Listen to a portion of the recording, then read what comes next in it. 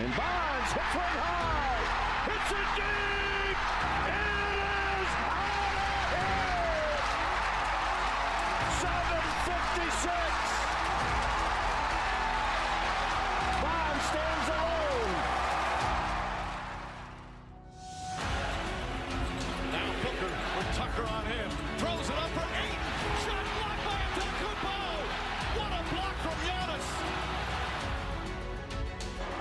17 seconds from Game 7 or from championship number 6. Jordan, open, Chicago with the lead. Minute remaining. And they're putting Curry in the pick and roll, trying to get him on Irving. Irving and Curry, one-on-one. Irving puts it up. It's good. Kyrie Irving from downtown. We're sending it in, Jerome. That's for damn sure. Yes. What is up, everybody? Welcome to Taproom Sports Podcast. I'm your host, Jordan Stacks on Stacks Lats. Joined with my guys, Mr. Big Ball and Ben Larson. Sir. And back from his from the IR, Mr. Swervin Irvin Washington. What's up, fellas? How we doing on this fine Sunday evening, the last Sunday of October? Doing well. I mean, can't lie, been better. My college team can't stop a nosebleed. Fun fact: the last time the Denver Broncos beat the Chiefs, Peyton Manning was the quarterback. Kobe Bean Bryant was in the NBA. Rest in peace, Mr. Bean. Yep. Damn. Bro, It's been a long time. I'm not even gonna lie. We're obviously gonna talk about that game as we talk about all the games, but bro, I knew when they were talking all fucking week about how many times the Chiefs have beat the Broncos in a row. I was like, bro, the Broncos are gonna win this fucking weekend. And then that news came out this morning that Mahomes had the flu, and I was like, oh yeah, the Broncos are definitely fucking live dogs today. Definitely live dogs. And like you said, if Taylor wasn't there, so Kelsey was going to have a half day. Yeah, but I'm not watching any more Chiefs games at home. Why? They literally show Taylor Swift more than they show the damn game at this point. Oh yeah, dude. Well, so the reason why she wasn't at the game, I looked into it. She's starting her tour. She's starting her tour again. Yeah, so she won't be at a lot of games. Oh, okay. Coming up, so you're good to go. Where is her tour, like world, or is it? Yeah, world. She's going international. Yeah, they were saying that Kelsey is going to be. They're not going to see each other for a couple weeks, and Kelsey's going to be traveling during the bye week. I think it's in like. Why do we know so much about this? Like, why? I read the article. I know, but like about they really spend all this time. Like, there's a journalist spending this much time talking about this, dude. Yeah, dude, it's on the front page of ESPN football. Jesus Christ. Yeah, dude, it's. I agree with Irv. I mean, it's gotten to the point where it's fucking annoying, dude. Like, watching Chiefs games, it's like very first thing they say, like, no, Taylor Swift is not in the building today. Yeah. It's like, dude, who gives a fuck? She's not playing. Yeah. Jesus Christ. Yep. Anyways, and her music fucking sucks too, by the way. Sorry if I offend anyone. I know the Swifties. I mean, our ratings just dropped. Like, the Swifties will probably attack me, but no, I think she's a good songwriter. It's just not my cup of tea. I won't repeat what I put in the group chat, but y'all already know how I feel about it. Oh man, what a day of football! What a weekend! What a week! World Series underway. We got Game 3 on Monday. The D-backs should be up 2-0, but they are. It's a 1-1 lead. I think the D-backs honestly win the series. Shout out to my boy. It still hurts my heart. Corey Seager, not a Dodger. Yeah. Why did he sign fucking trash ass? What's his name? Bauer. I don't even know his first name. Trevor. Yeah. That was a solid signing, dude. I know, but he's the reason why we don't got Corey Seager no more. Yeah, he also only pitched like 6 games for you guys. Yeah, that too. Oh shit. Remind me. Yeah, man. But the World Series, we had obviously Game 1 was fucking electric, dude. Oh yeah. Game 2 was a little bit of a snooze fest, but as a guy that wants the Diamondbacks to win, I enjoyed every fucking second of it. I mean, it was a snooze fest, but it was I also think still tomorrow 9-1, right? Yeah, I think tomorrow gonna be a slugfest too. Yeah, definitely agree on that. Who's pitching for the Rangers? I know Fott's pitching for Verlander. Nah, Scherzer, you mean? Or sorry, Scherzer. Yeah, Scherzer. Sorry, I get those old fucks switched up every time. True. They both should have retired already. Yeah, no, that'll be a good game. Also, before we get into the games, Ben, I wanted to ask you and talk about this a little bit. The hockey player that got killed on the ice in the UK, Adam Thompson. That was just a freak accident. He got hit, right? It wasn't even by the puck. He just got hit like skate. He got his neck slit by a skate. No, that wasn't the one who got killed. Yeah. Yep. Damn, I didn't see that. I looked at this article and I did not. It was for the Nottingham Panthers in the UK, the EHL, the Elite Hockey League in the UK, United Kingdom. He used to play for the Pittsburgh Penguins. Yeah, I just saw that it was involved in a collision on the ice in the second period. But Johnson's throat was cut by a skate blade during the collision. Yeah. And then I saw another kid who in the AHL got he had one of those cuts like mine where it was like a millimeter away from losing your eye from a skate. From a skate blade, yeah. Bro, I was gonna ask you guys, like, I know it's a freak accident, and like it's not the first time it's happened, and like it's happened a couple times in the NHL. Although they were able to save those two guys' lives.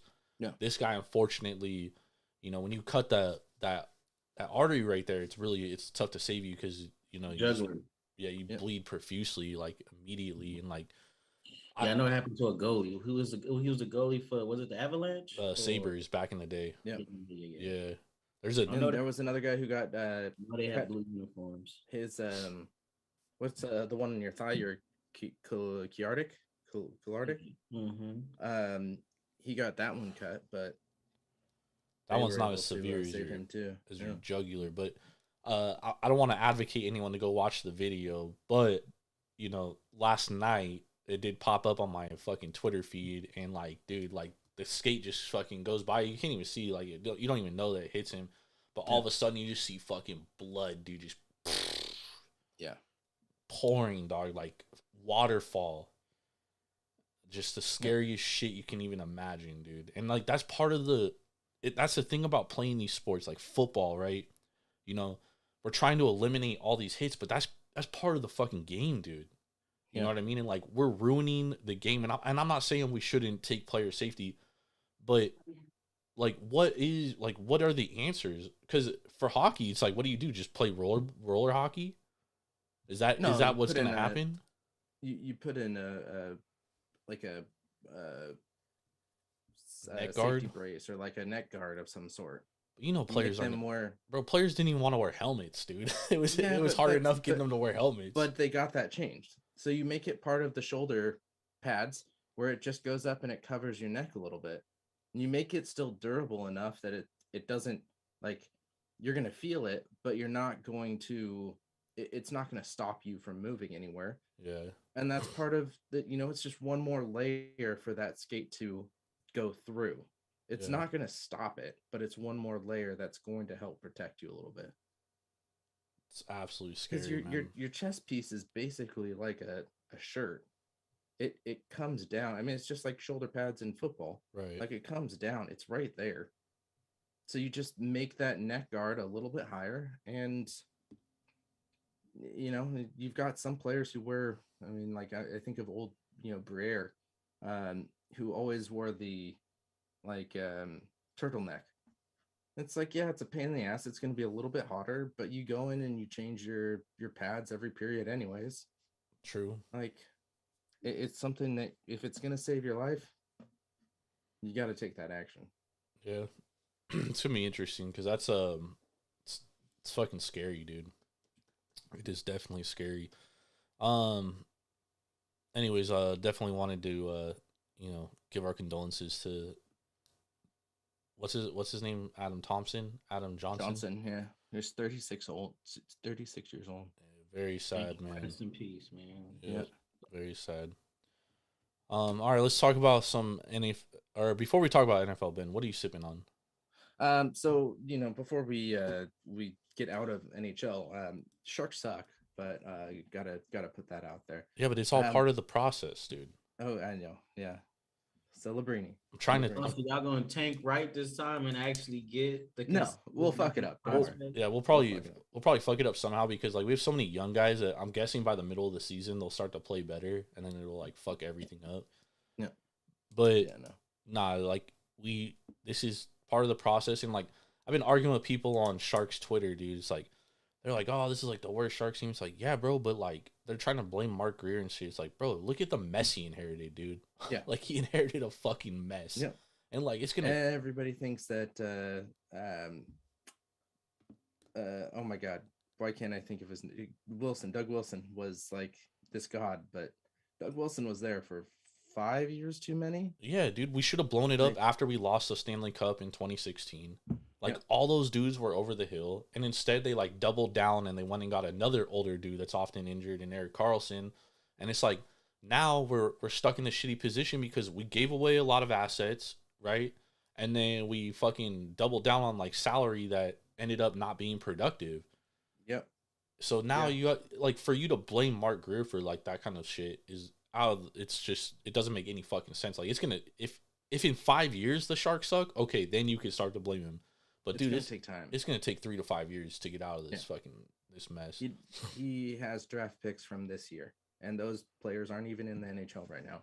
So those players have to come in, and we can see how their scouting has been from that process for us to really. Yeah, that draft pick I got, he's killing it in Russia. Which one? Didn't y'all draft a Russian dude? No, we drafted Will Smith. Oh, okay. The Russian dude went somewhere else. Okay, but he went to Philly. Yeah, he's probably coming over next year, but he been killing it in Russia. Yeah, we got Eklund coming in, who's doing pretty well. 3 goals on a team that has what, like 13, 12 or 13. I mean, we have a few nice young pieces, but the problem is we just don't have enough of them right now. You know what I mean? Like it's gonna take a little bit of time. Yeah, those 3 young defenders, they gonna be good as hell. Give them a year. Yeah, all of them 19, and they starting. Honestly, the defense is surprising me more than anything. I thought we were gonna be fucking like giving up 6+ goals a game, but our problem is we can't fucking score at all, dude. And when you do score, y'all hold them down to the third and give up multiple goals like that. I remember that one game I was watching. I think it was the Devils or the Hurricanes. Y'all had them 3-1 in the fucking third period, and y'all lose. Oh, that was the Hurricanes, yeah. They lost 6-3. Y'all lose the game 6-3. I was like, damn, what? Yep. Yeah, but 2 of the goals were empty netters to. Oh yeah, that's true. To keep it a buck. It's still. It was just as bad. So. Yeah, today was bad too. That's the life of being a Sharks fan. Yeah. Well, could be worse. You could be a Ducks fan. That's true. Ducks trounced us a couple days ago. So no, we haven't played the Ducks yet. Oh no! Sorry, the Ducks trounced the Devils. Yeah, I was trying to a couple days ago. I was trying to give y'all some hope. Oh no, we've lost hope with the Sharks. So. This Kings fan. Well, we score goals, we give up goals, so that's gonna be our problem this year. I feel like it's like that for like every team though. I feel like get in sexual harassment issues so we can get the first overall pick. Yeah, that's true. That sounds about right. That is true. Yeah. But it's crazy. Like even the Wild this year, dude. Like they're known as like a defensive team, and like they're giving up hella goals too, dude. It's just like goals galore. This year. I ain't seen the over under be 7 in a Wild game in forever, and the over under was 7 today. And it pushed, but it's crazy. Should have went way over because it was like 4 goals scored in like the first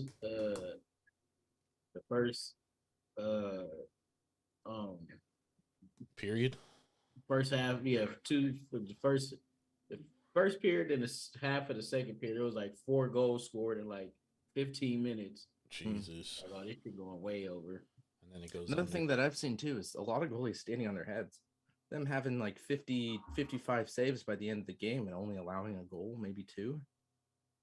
Like huge numbers there. Like who?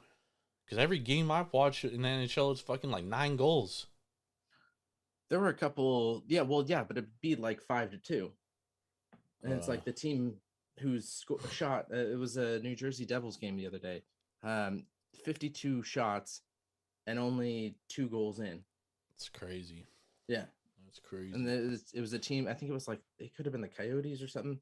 That's but it not was a team that should though. have just like gotten destroyed, but their goalie stood on their head. It was like Mason Blackwood, who on the Sharks. I don't remember what game it was, but he had, I think it was like 47 saves, and just absolutely stood on his head. Crazy. We go to overtime with it, but yep. That's crazy. All right, Ben, what are you sipping on? So I'm sipping on a Kona. I have a Kona mix. So nice. I've got the Big Wave Liquid Aloha right now, and then I'm drinking, I think it's the Easy Rider or Easy Aloha as my second beer. So this Big Wave is only 4.4%. It's one that you can drink. Got it for our Halloween party yesterday, and I did not have any of them. So I was drinking the Oktoberfest, and we need to share your Halloween costume picture with the world. Oh, damn straight, yeah. That was something. That was something, man. Yeah, it was like $25 on Amazon. I had to buy it. Yeah. Oh no, it was cool. It was creative. It reminds me of. Have any of you guys watched Rick and Morty? I watched like the first season of Rick and Morty, but I was also high on mushrooms, so. I was definitely a Rick and Morty fan, but I like the regulars better. Yeah. So like where they're up with the giant. It was like the Jack and the Beanstalk episode. Mm-hmm. It'll cost 25 schmeckles to go down the steps. Ben remembers the fucking funniest shit. That dude ruined a great show. I'm sipping on Smash IPA from Tenaya Creek. This is their new version featuring Moteca hops. Oh, and it's in a 16-ounce can too, huh? Yep. It is. It's pretty good. It's pretty delish. It is easy to drink, which is dangerous, 6.4%. Oh yeah, that could be dangerous. Yeah, I could catch up on you. I drank a couple last night, and then I stopped drinking. I stayed up to watch that Beatrice Haddad Majov match. I was texting you, Ben, 3 a.m. I was like, fuck, I wanted to crack open another beer, but it was too fucking late. Yep. And then AK started texting me like 3:30 because it's 6:30 on the East Coast. And he's like, what are you doing up? I was like, bro, just had to sweat this fucking WTA match, bro. Yeah. Hey, but I got the W. She cashed, dude. She fucking cashed. I woke up early to watch the fucking Sinner match against Medvedev. Oh, Jesus, that started at 6 o'clock too. Yeah, I was like in and out of sleep for the first like 2 sets. But man, that third set was a fucking WTA match, dude. Yeah. Yep. Break. Yep. Hold, break. Insane. Excited for tennis this week. The Paris Masters are going to be on. So follow me on Twitter at Jordan Rules TSP. I'll be throwing out some plays on there. Also, the WTA Elite in Cancun or fucking somewhere in Mexico. I don't know where in Mexico it's at, but that's also on. Started today as well. It's crazy because Beatrice she's a alternate in that tournament. So she literally won in China last night. Had to fly to Mexico. Jesus. But I don't know if she's gonna be able to play. She's an alternate. So if someone like dropped out, she was gonna be in. But that would have been crazy if she had to play. Damn. Yeah. And talk about jet lag. Take the opponent. Yeah. Jesus. Yeah. Bro, tennis is crazy. Like, they literally go from like country to country like that. And like they don't stop. I think the only month they have off is December. And then January you get back into it because you have the Aussie Open and all that stuff. Man, I fucking love tennis now. It's like my new favorite sport. Anyways, let's talk some football. That's what we're here to do. So we'll start it off with our Sunday night game. The Chargers at home against the Chicago Bears. The Chargers closed 9.5, 10-point favorites, depending on where you shop at. Chargers win 30-13. So they cover. The total also goes under remarkably. I mean, this game looked like it was going to fly over in the first half. Yep. Goes under 46, 45.5, depending on also where you got it. Just a comical game. Badgett definitely came back to earth for sure. Tyson Badgett. The Bears, not a very good team. They did have like 6 trips inside the Chargers territory and only came away with 13 fucking points, which is fucking comedy. But man, any takeaways from this game? I mean, I feel like I took the Bears personally because I thought the Chargers were gonna charger. Like the Chargers always find ways to fucking fuck shit up, and they almost did in this game. Like honestly, if the Bears just kicked field goals in 3 of the 4 trips they went down, they fucking cover this game easily. And I was telling Ben, it's a 1 possession game at the end of the game if they just kick the field goals. But you never know if they were going to get the ball back and whatnot and how the game transpires from there. But any takeaways from this? Like, are you higher on the Chargers than you were previously, or are we kind of just like they're the Chargers? I mean, I think they're the Chargers. I mean, we knew that they're they've got their offensive high points. They've got their defensive high points. They just have to put it all together. And week in and week out, we don't see that. We don't see an offense come out and a defense come out. It's either one or the other. And, whether it's stupid play calling, whether it's a, dumb decision by a player, you get those. It's usually dumb decisions errors by their head coach. Yeah, you get those major errors. And we didn't necessarily have that today. So we did not. It was a very uncharger-like game. Yeah, but they're also playing the Bears, who's on a backup QB, who's played now 2 games, and showed that he's an undrafted QB and has only played 2 games. So, well, the interesting thing you say, Bennett, about the Chargers defense is like they have 3 great pass rushers in Joey Bosa, Khalil Mack, and Tula Motu from USC, the rookie. And like today was like the first game where I was like, damn, they're really getting after the quarterback. Well, this game in the Raiders game when Khalil Mack had like 6 sacks. Really the only 2 games where like their defensive line is like actually getting pressure because their secondary can be had, right? They don't have a good secondary, and they also except for Derwin James, but they also take a lot of chances. Like they try to cut off routes and pick off balls. But the reason why they're able to do that and what the strength of their team should be is getting pressure on the quarterback. And today was really like the first game since that Raider game where I was like, wow, this is what the Chargers defense should look like. Now, is that because the Bears offensive line is fucking just absolute dog shit? It might be. Who knows? Part of it. That's something because we haven't seen this. We've seen this in 2 games, the Raiders game and this game. That's it. Yep. So I don't know how much to take away from the Chargers. I will say this, like Justin Herbert hasn't looked good this year. He honestly looks like he's regressed. But today he actually looked good. Yeah. Now is that the Bears defense again? What is it? We can always make the injury excuse for Herbert because the dude always is fucking hurt. Yeah. But I mean I don't know. Like my takeaway from this game was the Bears are as bad as we thought they were. And the Chargers are the Chargers. Yeah. What do you think, they Irv? actually put it together today. Yep. That's all it is. Yeah. What do you think, Irv? Yeah, didn't really move the needle too much for me. The Chargers like I said, can they put it all together? Doubt it, but hey, we'll see. I definitely think Brandon Staley is coaching his last season as a head coach for sure, though. I was telling Ben last night, there was rumors that if the Chargers lost this game, which was like fucking, they're 9.5 point favorites, like very rare chance that Brandon Staley was gonna get fired, which is like not like the Spanos because they're like cheap as fuck.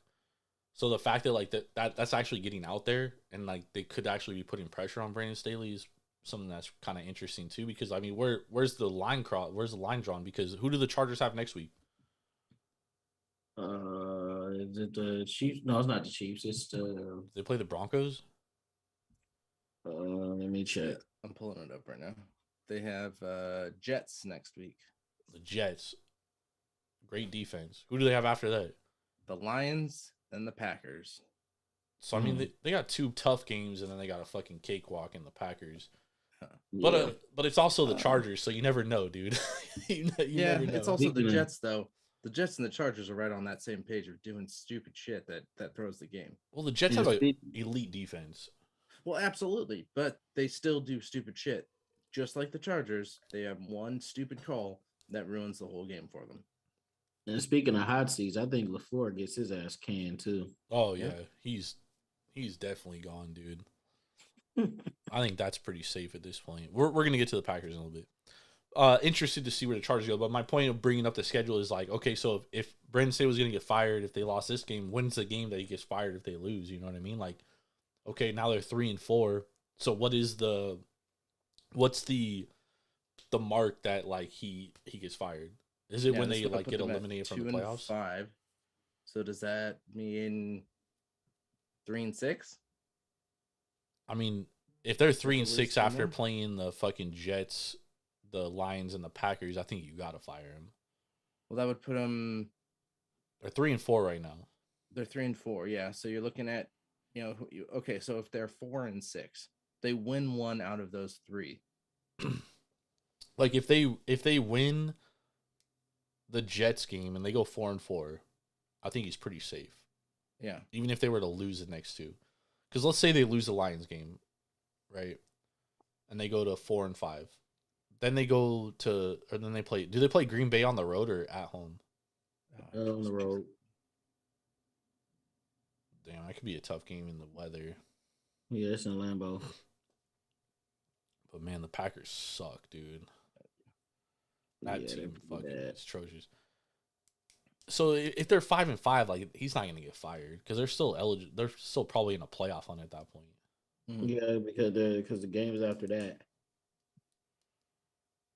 they got the Ravens home, Patriots on the road, Broncos at home, Raiders at home, Raiders in Vegas, and then they got the Bills at home.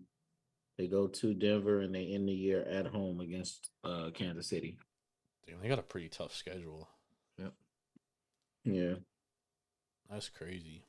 I think he makes it through the end of the year and then he gets fired. I think so too. All right, let's move on to the next game. The Bengals at the Niners. Niners close 4.5-point favorites. The total was 44. Game goes over. Bengals cover and win outright as a dog on the road. A lot of things going on all week. Brock Purdy in concussion protocol. We think Sam Darnold's going to play. Line moves to 5.5. Then Brock Purdy gets announced probable today. Line moves back to 4.5, 4. Ultimately, Brock Purdy sucks. I think the honeymoon is over. Yep. I think the true colors are out. But Ben, as a Tap Room's Niners fan, Niner aficionado, what's your take on these Niners? 3 L's in a row to the fucking Browns, Vikings, and Bengals. Yeah, I mean, the only one that I'm really hurt on is the Browns because, yes, they have an elite defense. I mean, I guess I'm a little hurt on the Vikings too, but the Browns have an elite defense, but they were trotting out a backup QB that had no place in, walking over this. Again, I don't know if I could say walking over the 49ers defense, but getting past the 49ers defense. I mean, yeah, Purdy's not it. We've been saying this. I've been saying this for a while. He's gotten so lucky on interception balls that have been thrown that haven't been intercepted, and they should have been. And I think now we're actually seeing those balls get intercepted that previously slipped through or previously just got tipped. And he's not at an elite level QB to be making some of the throws that he thinks he can make. Yes, it worked in college, but we're not in college anymore. We're at the pros. I mean, these are elite level defenses that are going to catch the ball. 4 INTs in his last 2 games. 5 in the last 3. 4 in the last 2. But part of the reason and a fumble today. Yeah, and a fumble. Yeah. Part of the reason why Kyle Shanahan likes Brock Purdy is because he can process quickly and he's an accurate thrower. However, I do think a lot of things you say are correct. And I also like he doesn't have elite arm strength, right? Like he is an average arm at best. And when you take like when you take the weapons away from him, the Debo Samuels and especially like Trent Williams, because Trent Williams is one of the best left tackles in football, right? When you take things away from him, he looks more average. However, I think one of the things that's being missed about the Niners is the fact that their defense has just, I mean, this defense went from an elite defense to a mediocre defense very quick. When's the last time you heard Nick Bosa's name in a fucking game? Like, he hasn't changed the game. He's been non-existent. Mm-hmm.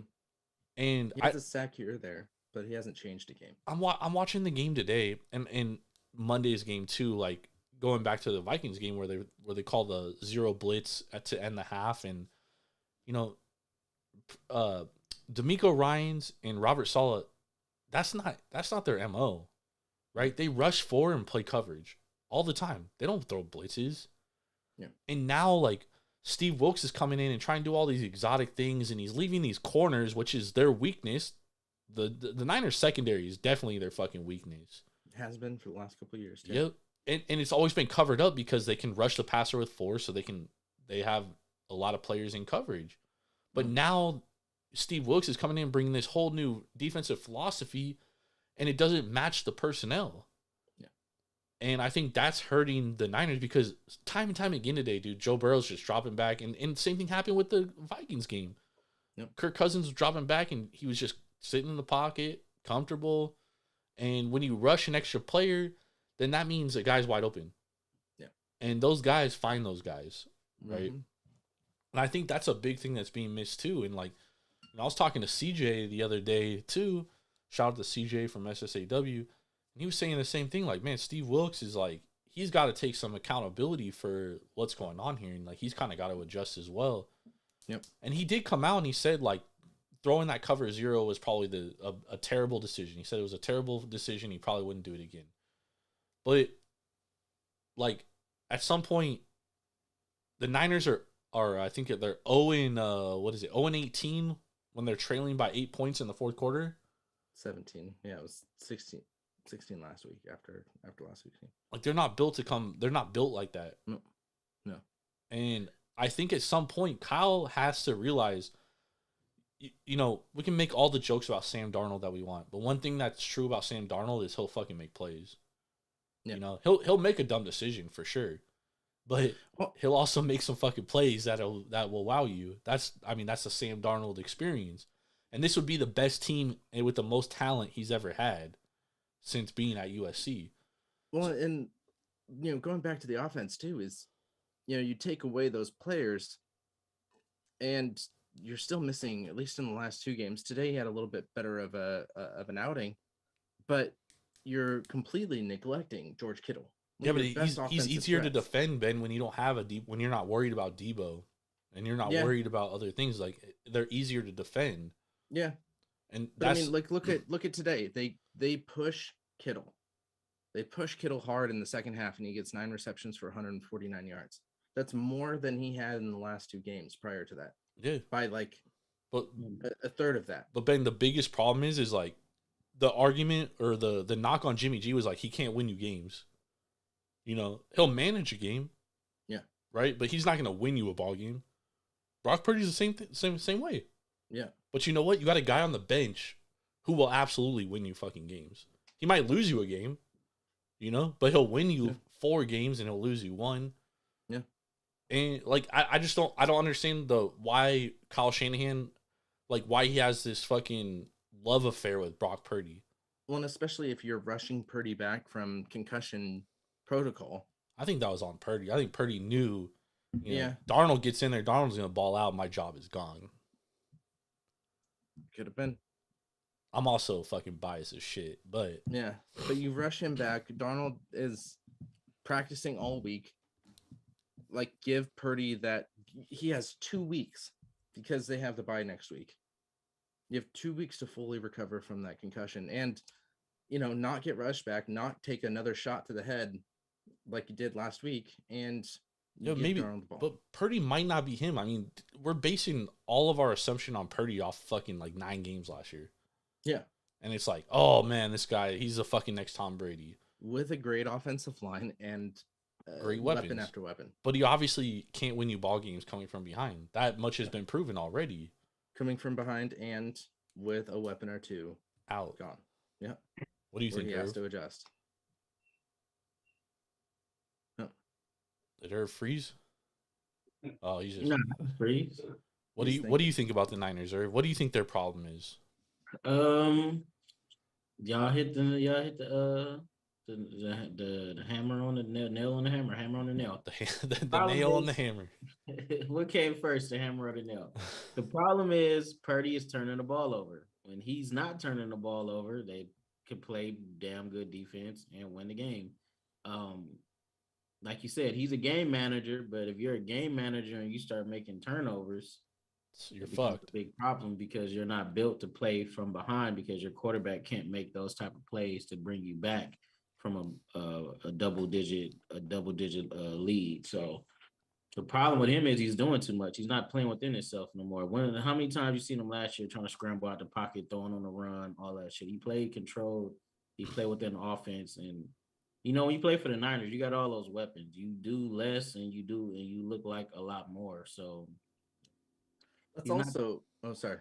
Go. He's not that type of quarterback to try to put the game on his shoulders and try to be a star because you're not a star. You're above average guy. You got to play with the parts. You got to play with the hand that you're dealt. And everything is around him is elite. So just let those weapons continue to make the plays that they need to make for you to win the game. So now that he's trying to be that guy, that franchise changing type of guy, clearly he's not. That's why they lost 3 in a row. They've been in every game though. It's just you can't keep depending on that defense when you're getting put in bad spots. The turnovers, I can see if they're like punts, but his turnovers automatically lead to points, and that makes a big difference in this 3-game losing streak. Even though the game against the Browns, they lost on the last second field. Well, they missed the last second field goal. I also want to put out there, Joe Burrow had a fucking phenomenal day today. Like we can't put all of the premise on the Niners. Oh yeah, Burrow's back. Burrow was outstanding. I think he looked like Joe Burrow today. Yeah. Are the Bengals back? I'd say so. No, because we got to see them beat a team within their division. True. I mean, getting a win at San Francisco, that's a hell of a fucking win. That is a huge win. I can't take that away from them. But turnovers. This win, the Bengals haven't looked good all year, though. They haven't. Turnovers. Their offense was firing. Like, I mean, I'd put last week's game against the Seahawks. Like, Seahawks are a good team. Nah. I think Seahawks are a pretty good team. I think the Seahawks are a pretty average. Like, if the Browns should have won that game today. I don't know if you guys watched it, but it took a fucking Jamal Adams headbutt to the football. Fucking interception, dude. I watched that game. I mean, dude, that shit was just like the Browns games are. Oh, it's tape on Purdy. He's not the same. It's tape on Geno Smith now too. Yeah. And where's all that top 10 QB talk I was hearing last year? Yeah, I think the Seahawks are. I do think that they're pretty average. But I mean, I would say, bro, I think the Bengals are back because this win against the Niners is a great fucking win. Yeah. And it could absolutely propel come back them. and put it on the Bills next week. Yeah, keep being honest. Their division, it's Baltimore 6-2, and everybody else is 4-3. So, in Baltimore, like, dude, they're kind of Jekyll and Hyde. Like, they look fucking like world beaters against the Lions, and then, dude, today they look like pretty average against the Cardinals. The Cardinals got a good ass defense, though, man. They don't have a good defense. They just fight hard. Well, they got a good. Well, when I watch, maybe because I watched mostly I watch them in the first half. Yeah, that's probably what it is. Yeah, if they can pull it out if they play a strong game against the Bills, you get the Texans a week after, and then they go in and play the Ravens on 4 days rest. So that's a Thursday night game. Texans have come back to earth too. What's that? The Texans have come back to earth. Oh yeah. Arizona has the number 1 pick right now. Yep. And Kyler Murray has been cleared to play, but they already said Josh Dobbs is starting next week. Which has me speculating, put my fucking tinfoil cap on. We're gonna see a trade this weekend or this week. Vikings lost Cousins for the season. A first rounder to get the job done? Oh, dude, you could probably get Kyler for like a 3rd, 4th rounder. Damn. No, I mean, because he has a fat contract. You'd have to take the contract on. I see what Jordan said. Kirk is coming off the books. Yep. Give up a 2nd or a 3rd. They, like you said, you probably don't have to give up a 1st round pick for Kyler right now because the way it's looking, Arizona's going to have the 1st overall pick and the 2nd or the 3rd overall pick as well. They got Houston's pick, and Houston's kind of coming back down to earth, so they're definitely like a top 7 pick right now. Yeah, it might end up being top 5. Yeah, because Houston. Bro, because why, dude? Josh Dobbs has looked like shit the last 3 weeks, right? Like that honeymoon's over, and Kyler's been clear to play, and you're already saying he's not playing next week. Yeah, Houston's 3-4, so yeah, they might not. Like it don't make any sense to me, because if not Vikings, like what about Falcons? Yeah, Falcons are legit a QB away from being a fucking. I mean, they should be running away with that fucking division, dude. They have the best team in that division. And their defense is actually good this year. But they don't have a quarterback. They don't.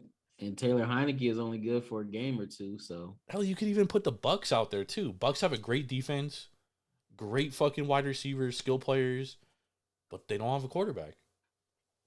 Damn, yeah, the market for Kyler could heat up. I know it's tough to trade for a quarterback and like play him mid-season. I know it's like hella difficult, but if anybody can do it, he can. It doesn't make any sense to me that the Cardinals doctors clear him to play, and then you say that Josh Dobbs is your starter next week. It just doesn't make any fucking sense to me. The only thing that makes sense is that if you're shopping him, it's the only thing that makes sense. That definitely makes sense to me. And the Vikings obviously makes the most sense with Cousins going down. Give that false hope that he's really better and has been good enough to play for a week and a half. No, I mean, dude, if you put Kyler on the Cardinals right now, I guarantee they have more than 1 win. That team's good enough to fucking win ball games. And obviously they want to tank. And they didn't draft Kyler, so they have no attachment to him. But the Vikings, like, dude, they've looked pretty good, all bullshit aside. Like, their defense with Brian Flores is actually starting to click. And Kirk Cousins was actually balling. And Jordan Addison is the fucking truth, dude. And once they get Justin Jefferson back in the fold, like, that team should easily be a playoff team, especially in that division. Like, they might even be able to compete with the Lions for that division. Well, it's not that difficult. Well, I mean, the Lions are a good team, though. Yeah, but they're not great.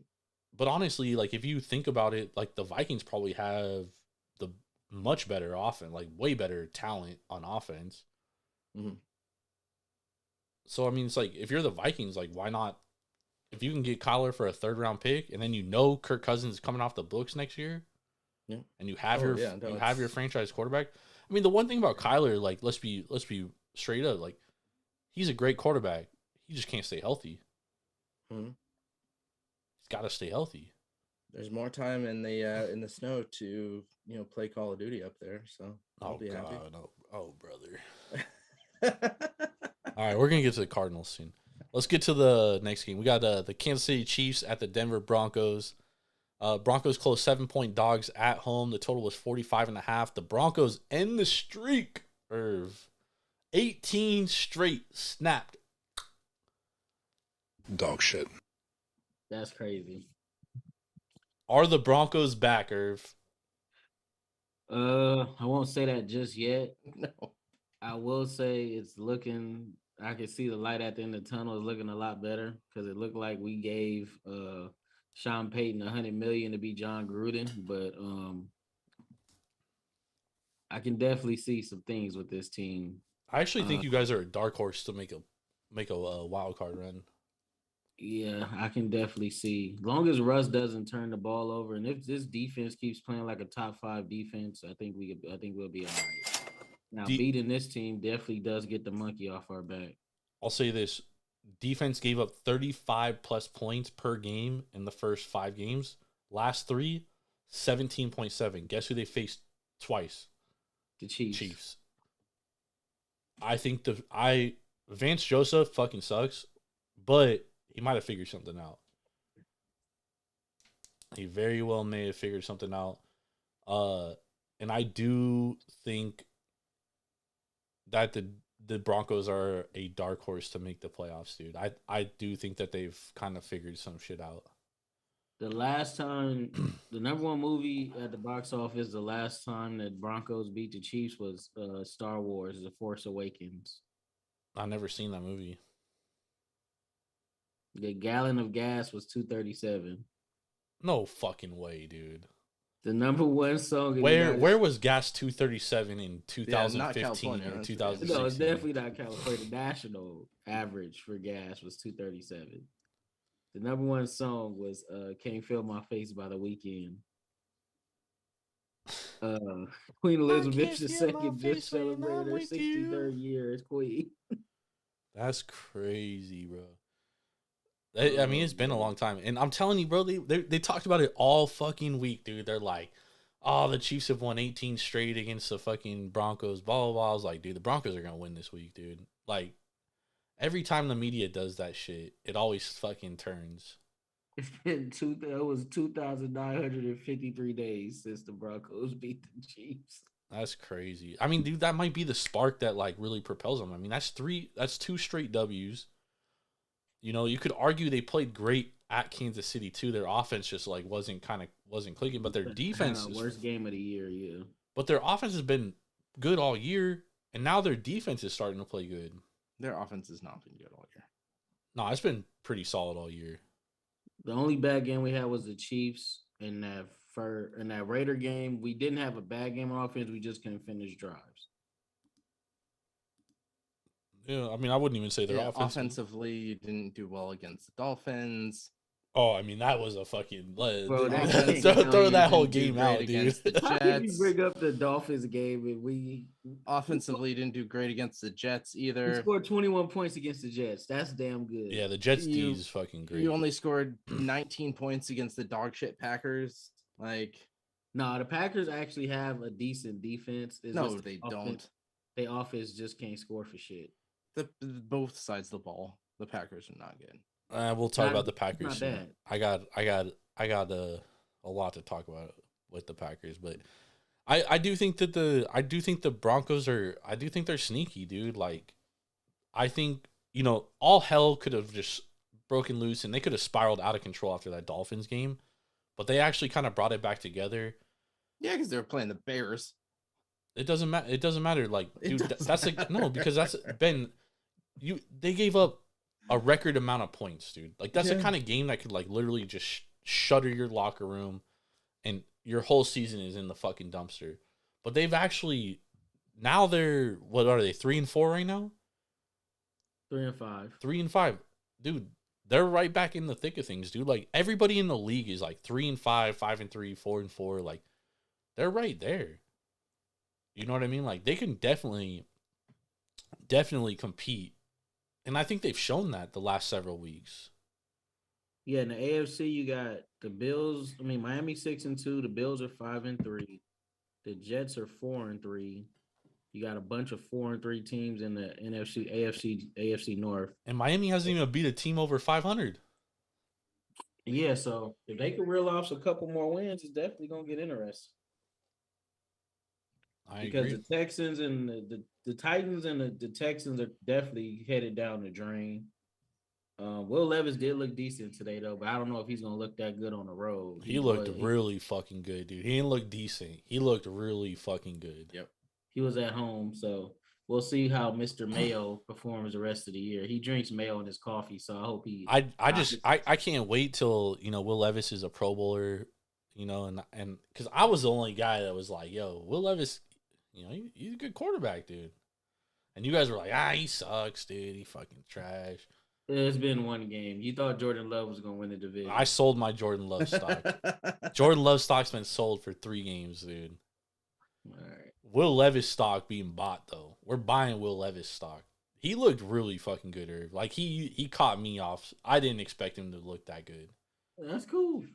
It's been one game. That's all I'm gonna say. And he was at home. If he could play like this on the road, they might have something. Yeah, I mean, he's got to like, and now there's tape out too, so there's a lot. But yeah, I think the Broncos. I wouldn't count them out. I will say that would not count them out. Playoffs. I mean, they might not because the AFC is a fucking gauntlet, but I wouldn't count them out. I would honestly, Chargers Broncos right now on a neutral field. What do you make that game? What's the spread?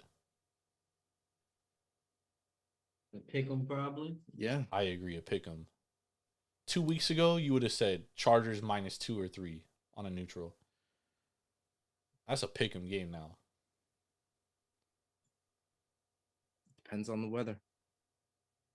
Well, I mean, I would benefit the Broncos in any weather. Yeah, we beat the Chargers last year when they was at home. So that's a home game for the Broncos. They get 2 home games. Everywhere is a home game. When you're in, or every team has a home game when they're in LA. Yep, it's hella funny, dude. Whether you're even the Bears had a home game today, dude. Yeah, that's why I was shocked. The refs were like all on the Chargers' fucking jock strap. All right, let's move on real quick. Arizona, Baltimore. Arizona 9.5-point dogs. They end up covering. Fucking pissed me off. Condolences to anybody that had a fucking Ravens ticket. But I will say this, and this is what makes me mad about teams. And I said this about Swift earlier, right? He could have slid down. The game would have been over. They win by 7. Instead, he goes into the end zone and fucking it's a 14-point game. But then he gives the ball back to the Commanders. Commanders go down to score. If they get an onside kick, it's a fucking brand new ball game. Mm-hmm. Same thing happened with this Cardinals game, dude. Baltimore could have kneeled on it. They could have just sat there and ran the clock down. Instead, they go and they score right away. 14-point game or 17-point game. Cardinals get the ball, go down, they score, get an onside kick. They get it. They kick the field goal, but still being said, like, Baltimore kneels on the ball earlier in the game. The game's over. And they end up winning by 14. Like, I just don't, or they end up winning by whatever the score was. I don't understand why teams do this. Like, dude, we saw the same shit happen with the Browns and Jets last year. Mm-hmm. When the Browns were up 3, they score a touchdown to make it 10 with less than 2 minutes, have to kick the ball. And then remember the Jets had that fucking miracle game. Like, bro, you're giving the team the ball back. Imagine this. A 3-point win with 100% win probability or a 10-point score with a 98% win probability. What is better? Yeah. The 3%. Yeah. Which is why Mahomes... the same way with the Jacksonville-Pittsburgh game today. They could have run the ball, and they were at like the 5-yard line. They should have run the ball. It took time away at the end of the first half, and they ended up throwing the ball as an interception. Well, first half is different than the end of the game. But still. No, because first half, you're still trying to score points. The object of the game is to score points. Well, but they were at the 5-yard line. They should have the running. Najee was actually running the ball well. At their 5-yard line? Well, you got to remember, if you don't have a timeout, you have to throw the ball because if you run it and you don't have a timeout. They had timeouts. Are you sure? With 5 seconds left? Yeah, it was on the Jacksonville 5. There's no way Mike Tomlin made that mistake. I didn't see that, so I don't know. It was the game I was watching this morning. So. But I will say, if you have 5 seconds on the clock and you have no timeouts, you have to throw it. 5. They were at the 5. With how many seconds? Oh, it was like a minute and a half left. Well, I mean, you got to run your offense. I mean, interceptions are part of the game. Like, you could go back and look at that.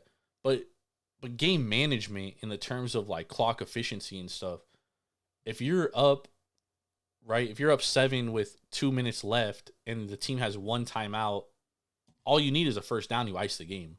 It's over. There's no way the team can win. But in the Eagles' case, right, Swift goes into the end zone and he gives the ball back to the Commanders, right? He gets a first down there. The Eagles have a 100% win probability, right? Just slides down. He scores that touchdown and go up 14. The Eagles have a 98% win probability. It goes down because now you give the ball back to the other team. And once you give the ball back to the other team, they have control. So they score, go down 7. If they get that onside kick, now your win probability goes down even more. Right? That's what I'm talking about. Baltimore Ravens, same thing. They could have kneeled on the ball. Instead, they go into the end zone. They give the ball back to Arizona.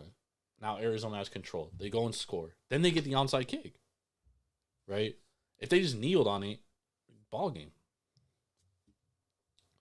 That's what I don't understand. Like, it's very college-esque. This is what college teams do. They make these kind of mistakes because they're college kids, right? These are professionals. Patrick Mahomes, why is he a great quarterback? Because he's up 6 against the Jets. He knows all he needs is a first down. He slides down at the 2-yard line. Game over. He could have easily ran it in, made a 13-point game.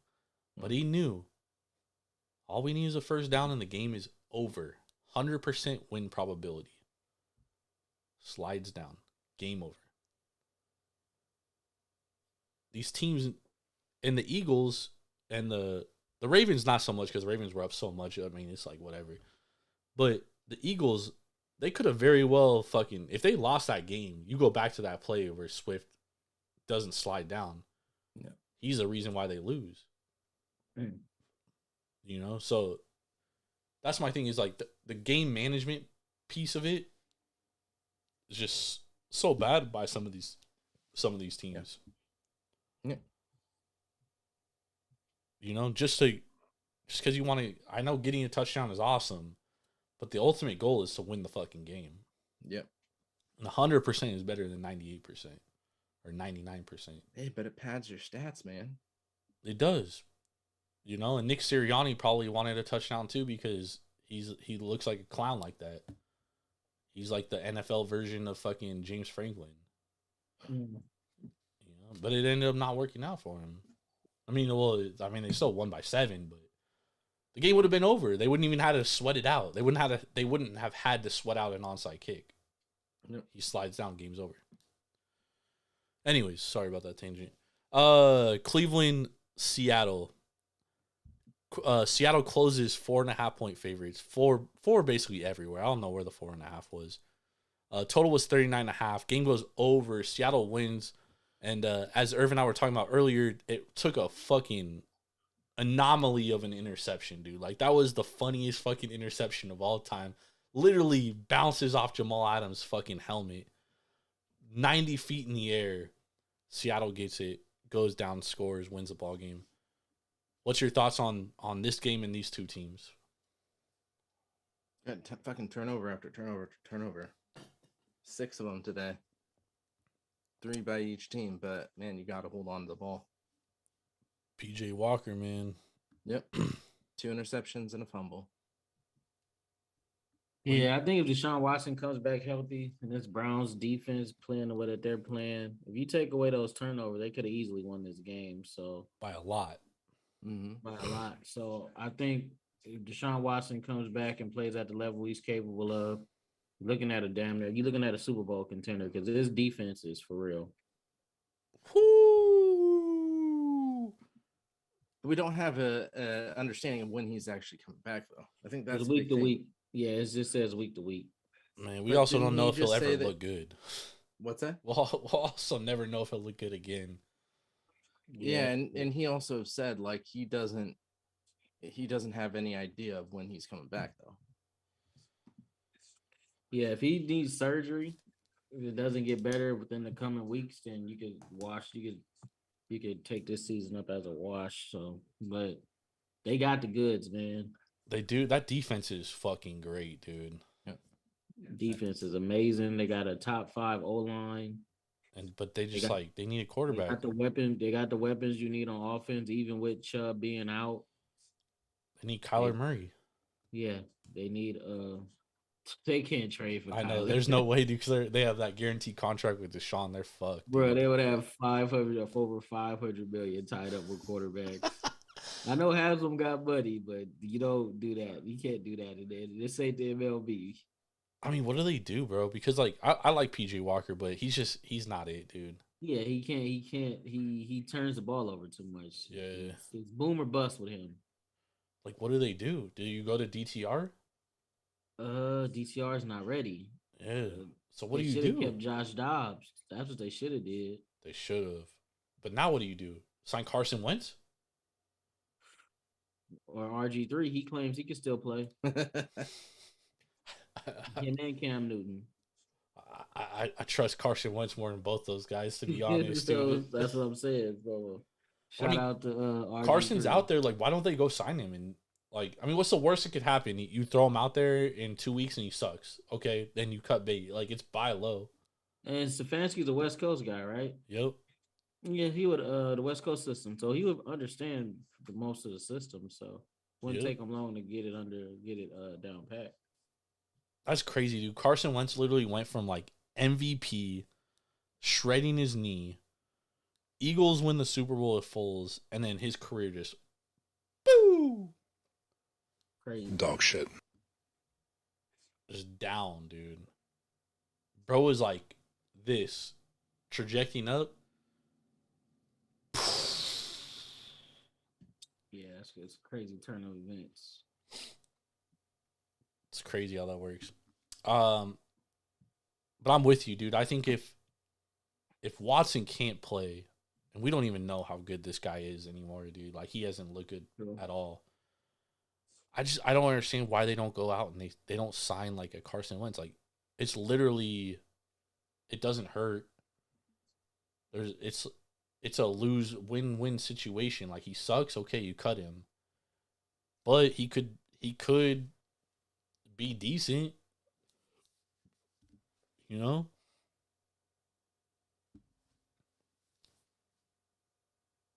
PJ Walker, man, he has some dumb turnovers. I'm not gonna put that last one on him because that was a freak interception, but he did have some bad turnovers.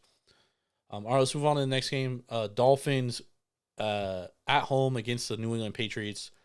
Dolphins closed 7.5-point favorites. The total was 46.5. Dolphins covered. Total goes over.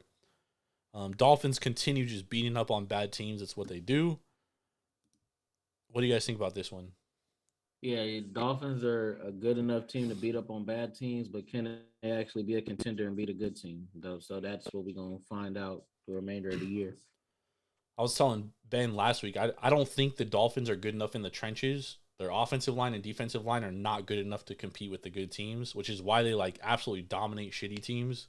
But once they face good teams, they struggle a lot because they can't run the ball, and then they can't stop the run on the other side because they're just not good. They're not good in either of those trenches. So, yeah, well, they can run the ball when they have the chain. Not against good teams. What's that? They couldn't do it against the Bills. They had a chain. He got hurt. They had a chain against the Bills. He got hurt during the Bills game. Yeah, he did. So, I think that's at least something that they have. I think Jalen Ramsey coming back today, definitely a big push for that defense. He had an interception for 49 yards. I think that adds to things. But you're right. They're only playing the teams that are in front of them, and we can't tell what this team is until they play another good team. Yep. Well, I mean, they're 0-2 against the two good teams they played this year, so tells me they beat up on. I mean, they take care of business against the teams that they have to, but until they beat a good team, the jury's out, dude. It was like the Eagles last year. They had the easiest schedule in the NFL. Yeah, but I mean, like, I see what you're saying, but like the Eagles also have like a top 3 offensive line and a top 3 defensive line. Although Jalen Carter might be out for a while, he has an MRI on his back scheduled for tomorrow. He didn't play the second half today. Speaking of the Eagles, big game next week against the Chiefs. Sorry. Yeah, the Eagles. No, Dolphins. The Chiefs probably win that game because the Dolphins can't beat a good team. Well, and Chiefs coming back from a big loss this week. Yep. Oh, we're gonna hammer the Chiefs next week, dude. Yep. Eagles at Washington, 7-point game. It pushes 42.5 was the total. Kind of talked about this game a little bit earlier, but man, the Commanders really controlled this game for most of the game, and then Sam Howell threw a bad interception, which really cost them. But Washington, they it's crazy, bro. Whenever they play the Eagles, bro, they play the Eagles hella well, and then whenever they play any other team, dude, they just fucking suck. Yeah, it's crazy. I don't know what it is, but Sam Howell looked fucking great today until that interception. I mean, he looked phenomenal. Yeah, shout out to everybody that thought Winston wasn't a real OC. Look at the Chiefs' offense now with no Eric Bieniemy, and look at the Commanders. And look at the Commanders' offense. 397 yards, 4 touchdowns, 1 interception for Sam Howell today. Yeah, I think you take this as a win, like and a moral win. Definitely doesn't count in the numbers, but they also shut the fucking Eagles' run game down. Sorry. Yeah, you got to take this offensively and defensively. I mean, yes, you still let 38 points get on the board, but like you said, 59 yards rushing for the Eagles. They were beating the air today. But like to go toe to toe with the Eagles, they do it every time they play though. 3-4 team, now 3-5. I take this as a W. It's crazy. The one thing that the Commanders suck at is their secondary is absolute fucking dog shit. Like it is so bad, bro. Like Jalen Hurts just throwing balls up, dude, and AJ Brown just coming down with some spectacular fucking catches. Yeah. But I mean that's AJ Brown, dude. He's one of the best wide receivers in the fucking game. Mm-hmm. But I am a little concerned about the Eagles, dude, because like they beat the Dolphins, but it also took a lot of help from the refs. It also took a lot of help from the refs today, dude, because there was a 4th down conversion by Devontae Smith that was not a catch. They called a catch, but Ron Rivera's a fucking idiot. He doesn't challenge it. I mean that the next play was a touchdown. If they challenge that play, it's Commanders' ball. Commanders had a 7-point lead at that point. So I am a little concerned about the Eagles. Slightly. Like I don't know. I don't think they're as good as they were last year. I know they're not as good as they were last year. Their defense is nowhere near as good. And now Jalen Carter, he has a back injury. That is not good. That's not good. And he's their best defensive lineman, dude. And he's a rookie. I'm slightly concerned about the Eagles, fellas. Slightly. The good thing for them is that the NFC fucking sucks. And the Niners are really fucking stumbling. Yep. So who's their competition in the NFC? The Lions? They have one. The Lions might be the second best team in the NFC right now. Yeah. I don't know if I'd go that far. Well, until the Niners get their shit together. Yeah. The Niners are still one of the top teams in the NFC. Cowboys looked damn good today, though, too. Yep. Yeah, but Irv, the Cowboys love beating up on good teams, too. I mean, bad teams, too. Yeah, you could say that. When do the Cowboys and Eagles play? 2 weeks? Next week. Next week? Yeah, I think we're not gonna have a clear NFC title contender picture till the playoffs. Yeah, I mean we might not, because I think the Lions actually they play each other next week. Next week, we're gonna Cowboys find out. Cowboys at Eagles. How? What's the line right now? 3.5. I don't see it yet. Hold on. It's got to be 3.5. If it's any more, we're taking the Cowboys, dude. Let's see if they have it up week 9. We're slamming the Cowboys if it's over 3. Cowboys +3. Eagles -3. Yeah, that's about right. Yeah. I mean, I'm not ready to count the Lions out because the Lions have an elite offensive line. And they have a good. You can't count the Niners out yet, though. Oh, no. We're not counting the Niners out. They got to get their shit together, though. They got to figure their shit out, Ben. Oh, absolutely. But I like, honestly, I would probably take the Lions on a neutral field over the Niners right now. Dead ass. As long as it's indoors or in a sunny stadium. If it's in cold weather, I don't know about that. Because Goff can't throw in cold weather. He's trash. He's trash in cold weather, bro. You know where Jared Goff? You know where Jared Goff is from? What do you mean, like college? No, like where he's from. Probably from LA somewhere. Yeah, I thought he's a NorCal kid. Is he from? I know he went to Cal. That's why he sucks in cold weather. Man, fuck out of here, bro. He just has small hands, dude. That's his problem. Small hands, smell like cabbage. Nevada, huh? Yeah, shit, he is from NorCal. That's crazy. There ain't shit from Nevada. He went to Marin Catholic. That's crazy. Shout out the Bay, man. Jared Goff might be my new favorite quarterback.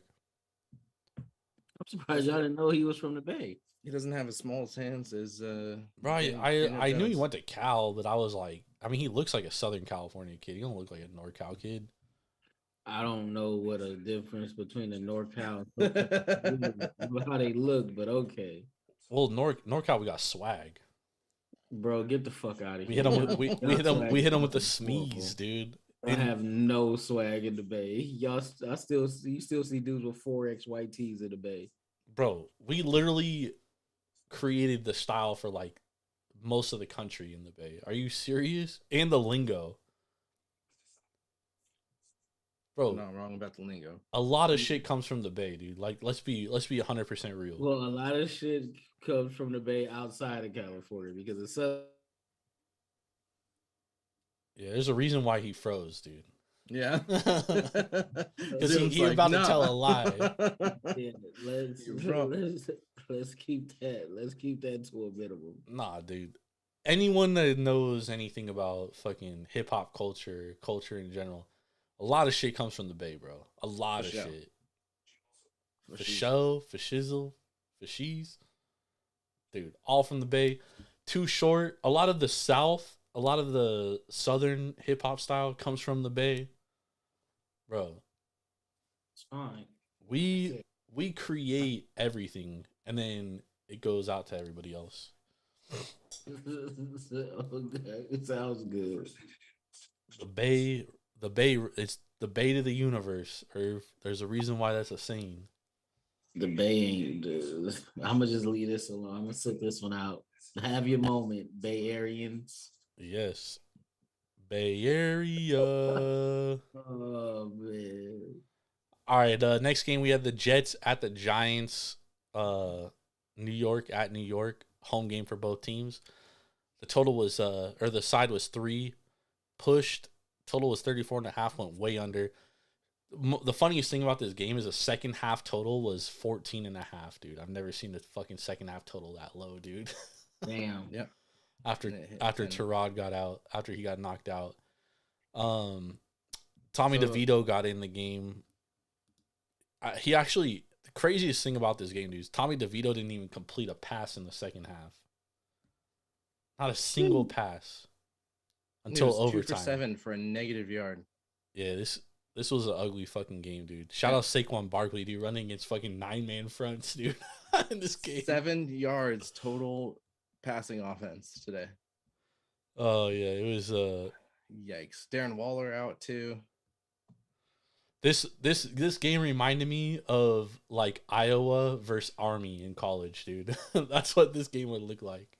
So I texted you guys. The punters made their fucking like their contracts today.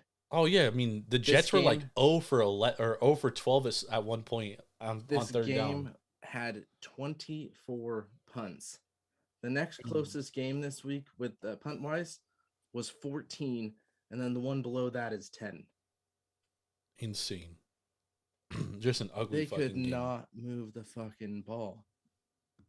Yeah, this was a 210 total yards for the Giants, 200 and anyone that sat through that and watched that game, dude, they deserve some money from the NFL.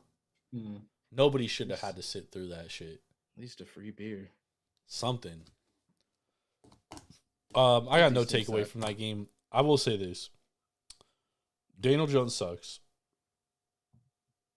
And the Giants fight a lot harder when he's not their quarterback. It's true. Agreed. And that speaks volumes to me. I didn't fight that hard today, but... No, they fought hella hard. The fact that they were in a game that was 13-10. Brian Dable fucked up, though. He went to kick that field goal at the end of the game. Bro, he should have just punted it, or he should have gone for it on 4th down. He probably would have had and gave the Jets perfect fucking field position. He gave them even better field position with the field goal because you get it from where the holder is. Yeah. That's why I'm saying, like, he should have just gone for it or punted it. He should not have gone for the field goal. Yep. Because even if you kick a field goal, it's still a 1-possession game. Yep. You know? It made no sense to me. And, you know, Brian Dable, he won Coach of the Year last year. I was high on Brian Dable, but, dude, I'm starting to, like, question how good of a coach he actually is, dude. The dude's not very smart. He's not, bro. Did you watch the Bills game? I mean, bro, like, they went, dude, twice at the goal line at the end of the halves, dude. They couldn't fucking do shit. I will say it's tough when you lose your second string, have to bring in a third string, and you lose one of your best, passing firepowers there. Sure, but I mean, like, Ben, they were to adjust to one injury. They were 4th and 1, dude. They were 4th and 1. No, yeah. And even if they go for it, there's still a better field position. And if they don't get it, and you get it, game's over. I don't disagree with you on that. I don't disagree with you, but it's tough to. I was shocked he kicked the field goal. It's okay to adjust with 1 injury. 2 injuries is. Oh yeah, for sure. I mean, like he was definitely dealt a shitty hand today, for sure. Yeah. But I mean, they were up 10-7, dude, with like 40 seconds to play. And if he just goes for it, they probably win the game. Even if they don't convert, they probably win the game. Agreed. All right, next game we had the Rams at the Cowboys. Rams closed 7-point dogs. The total was 44. Cowboys basically went over this by themselves. They hit 43. They won 43-20. Stafford gets knocked out of the game. He had his left wrist in a fucking wrapped up at the end of the game. Brett Rippon looked like shit. Dak once again looks good against mediocre teams. The Rams are not very good. Nope. And if they're shooting out Brian Rippon, it's not going to be good. No, not at all. He's not going to be able to get Cooper Kupp or Nakua the ball. So Irv loves Brett Rippon. A major injury. Irv loves Brett Rippon. Who's that? The backup quarterback for the Rams. It used to be the backup quarterback for the Broncos. Once a guy leaves my team, I didn't even know he was a backup for us, but good to know. The Rams got, I don't know, man. I think this might be Matt Stafford last year. He just can't stay healthy. He's getting too banged up. He's got too many injuries, back, neck. Last year with his elbow, right? Yep. They might have to. I don't think the Cardinals will trade Kyler in within the division, but nope. They definitely got to start looking for a quarterback ASAP. It's supposed to be Stetson Bennett. Did we ever find out what happened to him? No, nothing's been said, but everybody's speculating drug issues. Damn. Yeah. Well, I know he had a drinking problem in college, so. He's just a college kid. Bruh, didn't he get arrested for drinking and driving? Like twice, dude. Yeah, that's not just a college. I know plenty of college kids that's not getting DUIs, but. Yeah, that's pretty bad. Didn't Mac Jones get? Yeah, Mac Jones had a couple DUIs too in college. Yep. Yeah. He also wore a fucking racist ass Halloween costume as well. Yeah. That's why he ain't shit. Yeah. He's a piece of shit. Fuck that guy. All right. Next game, Saints at Colts. Colts closed like 1.5 point dogs. Total was 43.5. Saints surprisingly win this game by 11. This is a pretty crazy game, dude. It was pretty back and forth for most of the game. But man, what shocking! And I would not have guessed that the Saints would win by double digits. They haven't done that all year.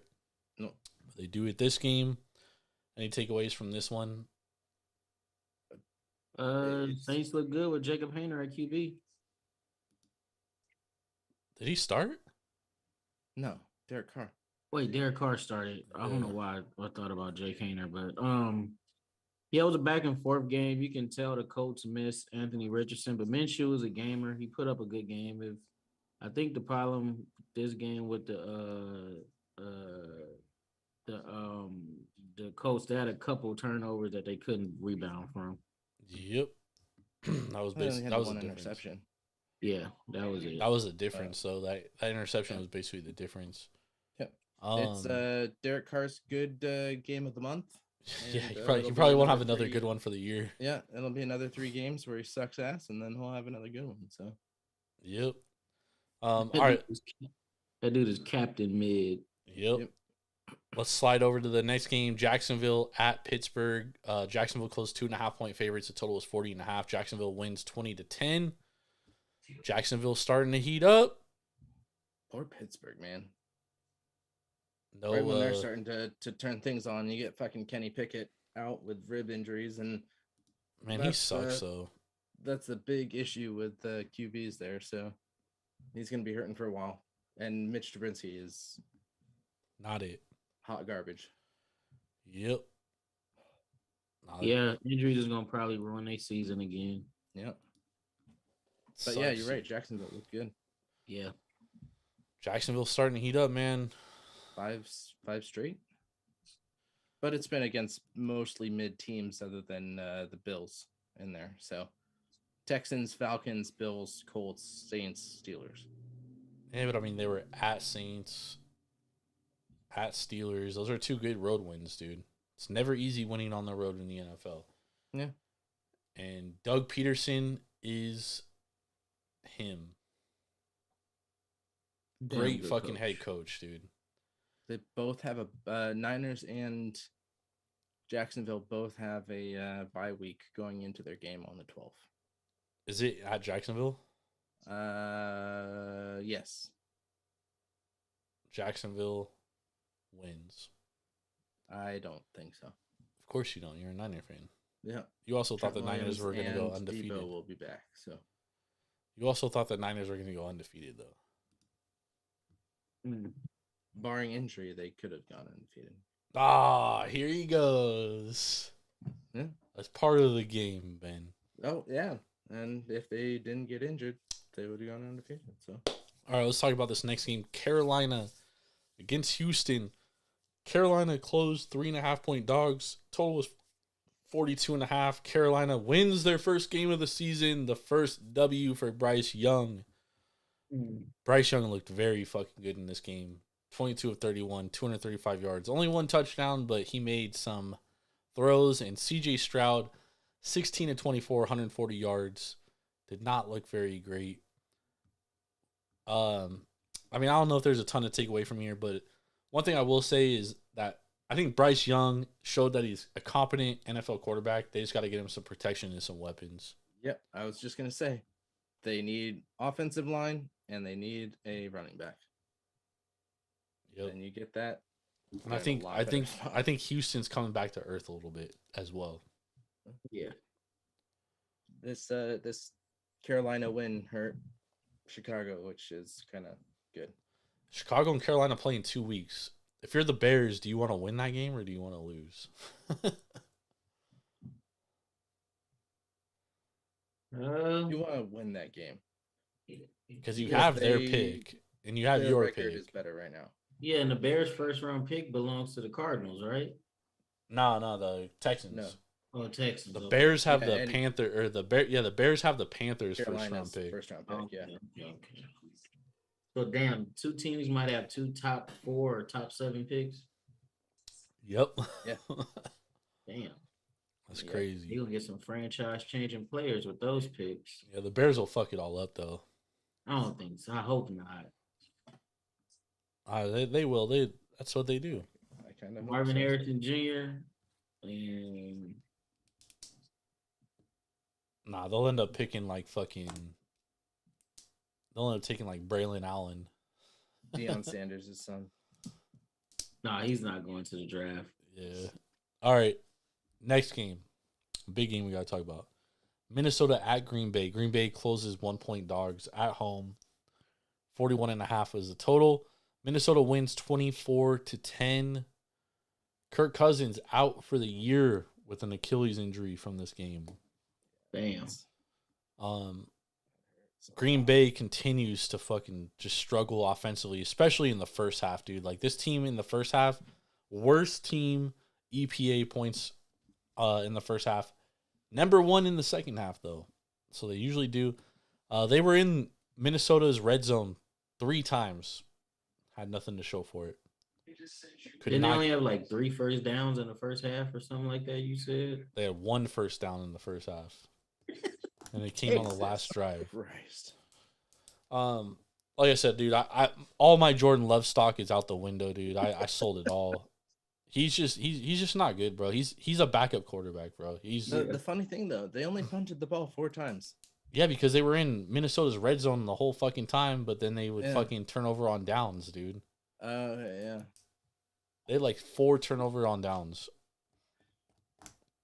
It's just they're just not good. And then the crazy thing is, like, their secondary was so good last year with Jair Alexander and Rajul Butler. And like this year they can't stop nobody, bro. Like their whole team is just not good. And like that's why you were talking about Matt LaFleur is gonna get fired. He's absolutely gonna get fired. For sure.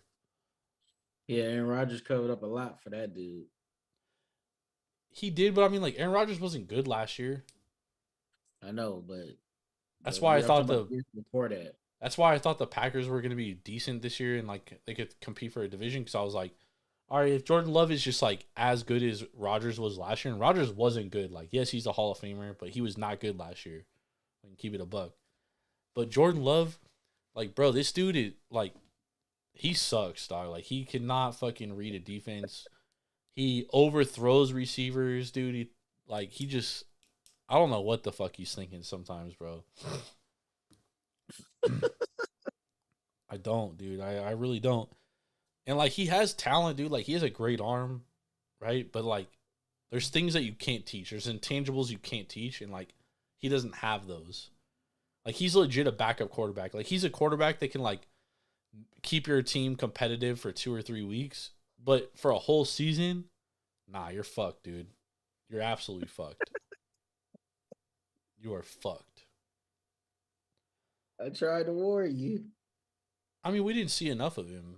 You know what I mean? Like, the most we seen of him was that Philly game last year, and he looked really good against a good defense. So I was like, all right, maybe he's going to pick up on that. And, like, he looked great against the Bears, dude. But he hasn't looked like that ever since. Like, this dude, he's just not it, bro. Like, he's not it, dude. I just think if he's scanning the field more often, he would just. But he can't, dude. And you can't teach that. You can't teach those things, bro. Like, he doesn't do that. Like, he literally pre-snap, he locks on to one receiver, and, like, that's his dude. And we saw that against the Broncos, dude. Like, he literally saw man-to-man coverage last week, and he just was like, I'm throwing it fucking to this guy, dude. And he fucking just throws it. Like, he sucks, bro. He's not good. He's a backup quarterback, dude. He's an absolute backup quarterback. And it sucks, dude, because, you know, Green Bay does have talent, but I do think that, like, I don't know if their defense, like, just regressed. I mean, they couldn't stop the run last year. They can't stop the run this year, but last year they were top 3 against the pass. This year, they're not. They can't stop the pass. They can't stop the run. They can't stop shit. They suck. Team sucks. Matt LaFleur sucks. They just gotta fucking move on. They're headed towards a rebuild for sure. First time in my life, dude, that, like, the Packers don't have a good quarterback. Yeah. Literally in my life. Which is nuts. Same here. All right, one more game to talk about before we get to Monday night. Atlanta at Tennessee. Atlanta closed 2.5-point favorites. Tennessee wins 28-23. Total was 35.5, goes way over. Will Levis, fellas. Mr. Mayo had a great fucking first You gotta start. say Mr. Mayo and coffee. You can't just call him Mr. Mayo. Nah, he's Mr. Mayo. Yeah. Mr. I don't know whatever the fuck you want. He also took fucking spoonfuls of mayo, so he's fucking gross. That's fucking nasty. Yeah. But he was 19-29 for 238 yards, 4 touchdowns, 0 INTs. Derrick Henry also had his best game, 22 yards, 101 rushing yards. 22 attempts, 101 yards. DeAndre Hopkins, 6 targets, 4 receptions, 120 yards, 3 touchdowns, and finally, Mr. Arthur Smith, head coach of the Atlanta Falcons, made the right decision, goes to Taylor Heineke in the second half. Too little, too late, but the Falcons offense looked a lot better with Taylor Heineke back there. Heineke 12-21, 175 yards, 1 touchdown, no interceptions. What do you guys think about these two teams in this game? I mean, you're Desmond Ridder. You're 8 for 12. I mean, yes, you're not moving the ball much, but Benny had 2 turnovers, bro. 71 yards. What's that? He had a fumble, huge fumble. He had a fumble, but he's had 6 fumbles in the last 4 games. I did not know that, but it's inexcusable. What's that? It's inexcusable. Yeah. Oh no, yeah, I agree. I'm just looking at the lines here. I didn't watch this game. Malik Willis, 2 carries for 4 yards. Yeah, they just use him in Wildcat. Do you give up on Willis now? Oh yeah, dude. Levis could play, dude. Willis is a great athlete, and I think there's a position for him in the NFL. Like, I think he's a great quarterback that you could like throw in there in Wildcat situations because he can still throw it, right? And he can run it. But I don't know if he's like an every down type quarterback. Whereas Will Levis, I mean, he threw some throws. He made some throws today that not every quarterback can make, dude. You know what I mean? Yeah. Like, he has arm strength that not every guy has. I agree with you on that. And those are the kind of guys that like separate themselves, like the Josh Allens. And I'm not putting Will Levis on that plateau. Obviously, I'm just saying like he has the opportunity to be that good because he has elite arm strength, and that cannot be taught at all. Yeah. It's tough to see Malik not get any opportunity and to basically throw away that pick. I mean, granted, they threw away that pick when they drafted Will Levis, Ben. Yeah. Yeah, you could use that pick right now and you can go get Kyler. I mean, you got Will Levis. No, I know. But I'm just saying. 3rd round, 86th overall. Done. Mm-hmm. Now we're going to see Ryan Tannehill on the Falcons next year. I think that's a good pickup either, though. That's Arthur Smith's guy, dude. He made Tannehill look like a fucking all-pro. Would have kept Marcus Mariota. Yeah, I mean, over Ridder. It's crazy because if Atlanta had a decent, I mean, Heineke looked good. Oh yeah, and I'm interested to see what the Falcons look like with Heineke at quarterback if they decide to move forward with him as a starter. I mean, I thought there was a reason why they signed him. I thought the reason why they signed him was because, you know, it was a good emergency type situation where if Ridder sucks, you could play a guy that has won ball games, right? Yeah. And here they are in that situation. Interesting next week because they have the Vikings. Who, the Falcons? Yeah. Well, they'll probably dog walk them because the Vikings don't have a quarterback.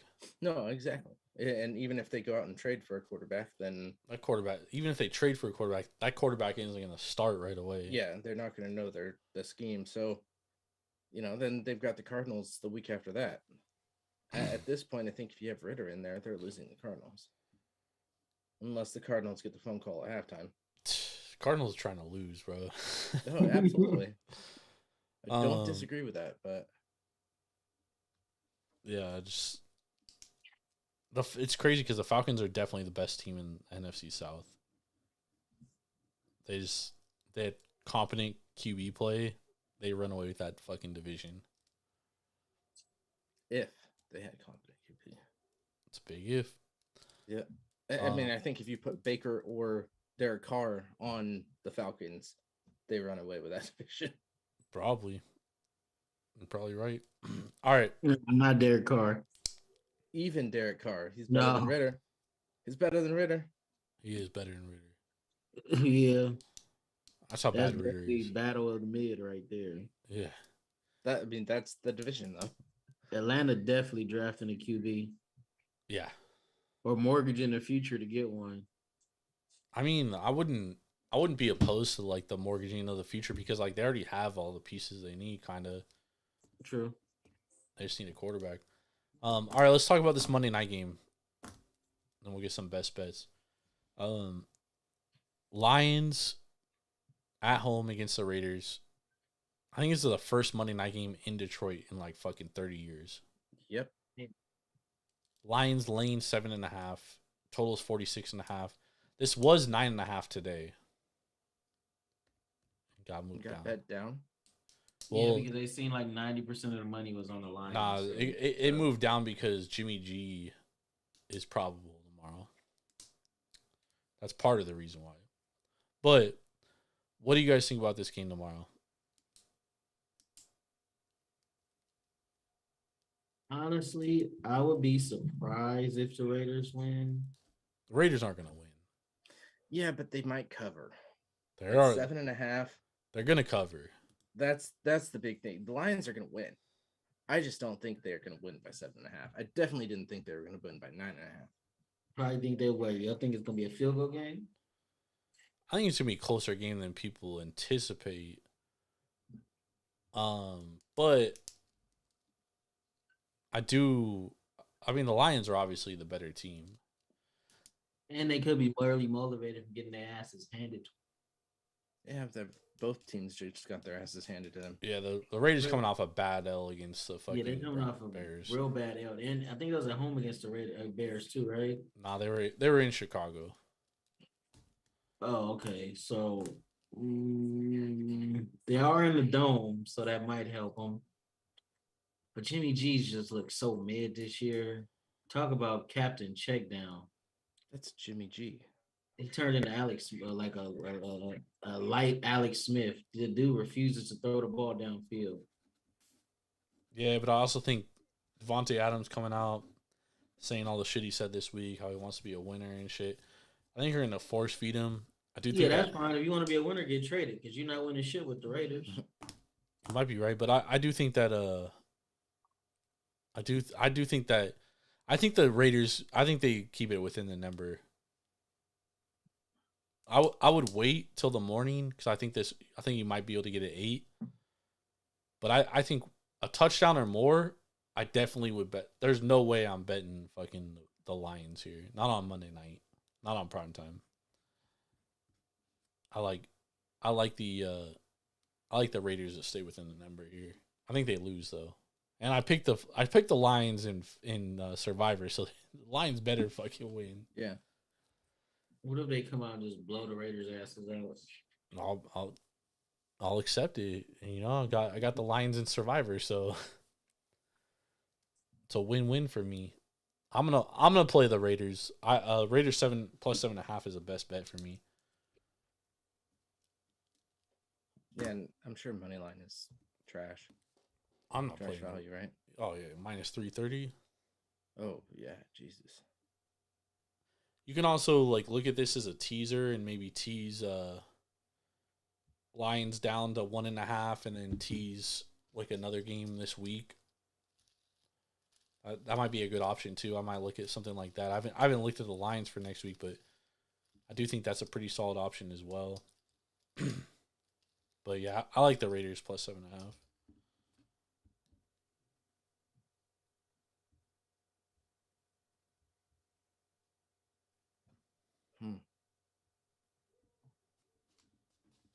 Does Mon Ra play? Yeah, he should play. Well, my best bet for tomorrow. Wait, though we haven't did that yet. I don't know. Yeah, I see it might be a close game, but I definitely see the Lions winning, especially at home. The Raiders coming off that terrible L to the Bears. They might make it a game, but I don't see them winning this game. Nah. No. No fucking way. They could. There's a chance they could get blown out too. Yeah, there is a chance. There is a chance. 7's a lot though. 7's a lot. If the Lions come out on fire in the first half or the first quarter, yeah, I think it might be a wrap. I just think 7. 7.5 is too much, dude. Can we get 7 anymore? Not to a team that just lost 30-12 to the Bears. Yeah, but I mean that's the thing is like, you know, the Raiders are gonna be super. And honestly, yeah. if Aiden O'Connell started that game, plus they was starting Brian Hoyer. I was gonna say if Aiden O'Connell started that game, Raiders win that game. That was stupid of them to start Brian Hoyer, but I like the Lions. All right, let's get some best bets for tomorrow. Let's go, y'all. My best bet is the over for the World Series Game 3. What is it, 9?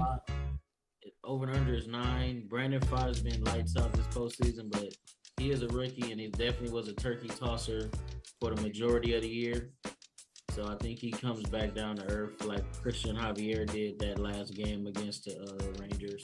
And Max Scherzer has been mid. I think he gets hit for at least 3 or 4 runs minimum. Yep. All right, Ben. I agree. I like that bet. I'm gonna go first 5 though. That number should be sitting at 5. At least the last few games where the total has been 9 showed up at 5 for the first 5. Both of these teams, to add to Irv's point, both these pitchers have been historically bad against the opposing league in interleague matches this year. Scherzer has been horrible against the National League teams, and Pfaadt has been horrible against American League teams. So it's been substantially different in the numbers of looking through each of their games. So I'm going over first 5, probably sitting at 4.5, 5. I would love it at 4.5, but it'll probably be at 5. Nice. And then tomorrow I'm gonna go Detroit Lions over 27 for the individual team points. Lions over team total 27. Correct. All right. My best bets. I got a few best bets. One of them is a future, but we're gonna give it out because I love y'all. First bet, we're going Raiders plus 7.5 Monday Night Football. Second bet, we're going Diamondbacks money line. Third bet, the future, we're going Diamondbacks to win the series 4-2 exacta plus 450. Actually, I like that. I don't think they're going to go out and win the rest of the games. I think Texas is going to get one more. So here's my thought process. Here's my thought process. I think the Diamondbacks win the next 2, and then they lose game 5, and then win game 6 with Merrill Kelly on the mound. Okay. D-backs 4-2 World Series champs. Dodgers in piss. What could be better? Oh no, I'm not worried about the Dodgers. We gonna be all right. Bro, you're watching the Diamondbacks fucking in the World Series. Y'all be in the playoffs fucking every year for the last like 12 years. Your only World Series ring is a fucking Mickey Mouse ring. And the one year the Diamondbacks get in there, they get to the World Series and might win it. Bro, I'd be sick if I was a Dodgers fan. Or a Giants fan for that matter too. You could there's a lot. If it was a 5th, we'll all be drunk. They got to win 3 more games to be world champions. If they get their asses handed to them, we're going to come back to this episode and I'm going to clown the shit out of you. All right. And when they do win, I'm going to clown the shit out of you. So you can't clown me because I don't care about them winning. If they win, they deserve it. They beat my team. They swept us. So I'm not hating on the Diamondbacks. Do I have a dog in this fight? Not really. What I would like to. Only person I really care about is Corey Seager. He used to be a Dodger. So go D-backs. Man, may the best team win. I'm not hating on neither team. I was hearing that the Diamondbacks are going to win too because the last year they won, it was the year that Randy Johnson hit the bird. And then this year, was it Gallen who was warming up and he hit another bird? No way. Yeah. Damn, I didn't know that, but hey, it's destined. The universe got a funny way of the birds have talked. The universe got a funny way of working itself out. Cuckoo. My Dodgers gonna be A-OK next year. Maybe. Dodgers are gonna be hurting for pitching, so we'll spending money. We'll see what happens. Thank you everybody for joining us. Make sure to download the Sharps app to your mobile device. SHARPZ. Track your bets. Become a better. Use promo code Jord517. It is free to sign up. Make sure to follow the podcast on Twitter or X, whatever you want to call it, at @taproom_sports. Follow Herb at Swerve&Irvin TSP. Follow myself at Jordan Rules TSP. You can follow the podcast on Instagram at Taproom Sports Podcast. Like you said, I'm gonna be giving out some ATP plays and some tennis plays this week on Twitter, so definitely follow. We'll be back on Tuesday. We'll be talking some NFL and World Series on Tuesday night. We'll be live 9:15 Pacific Standard Time, and then we'll be on Wednesday night as well with AK 7:15 p.m. Pacific Standard Time, talking some college football Week 10 preview and picks. So, well, Michigan fans, it was a great run with Jim Harbaugh, but y'all can pack it up. Dunzo. Back to log for y'all. I wonder who's the next coach of Michigan. Brady Hoke. Coach at Michigan. Brady Hoke again. Urban Meyer. No way. There's no way they hire Urban Meyer after this shit. Thank you everybody for joining us though. We appreciate y'all. Let's have a blessed Monday. Let's cash these fucking tickets, man. Let's fucking go. Be out. Peace.